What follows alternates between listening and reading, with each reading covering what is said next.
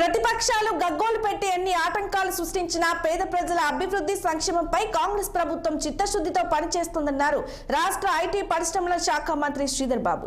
పెద్దపల్లి జిల్లా మంతని నియోజకవర్గ కేంద్రంలో పేద ప్రజలకు సన్నబియ్యం పంపిణీ పథకాన్ని మంత్రి ప్రారంభించారు. సన్నబియ్యాన్ని మంతని, ముత్తారం, రామగిరి, కమాన్పూర్ తదితర మండలాలకు చెందిన తెల్ల రేషన్ కార్డు లబ్ధిదారులకు శ్రీధర్ బాబు పంపిణీ చేశారు.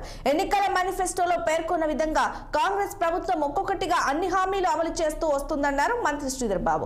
ఈ కార్యక్రమంలో ఉగాది పండుగ రోజు రాష్ట్ర వ్యాప్తంగా పేద ప్రజలకి పౌర సరఫరా శాఖ ఆధ్వర్యంలో సన్నబియ్యం పంపిణీ పథకాన్ని ప్రారంభించామని గుర్తు చేశారు. ప్రజాపాలన ప్రగతి బాట కార్యక్రమంలో భాగంగా సన్నబియ్యం పంపిణీ కార్యక్రమాన్ని మంతనిలో చేపట్టినట్లు శ్రీధర్ బాబు పేర్కొన్నారు.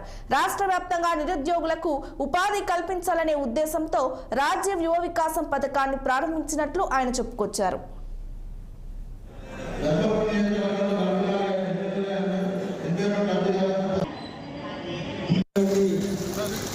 ఏర్పాట్లన్నీ కూడా పూర్తయినాయి.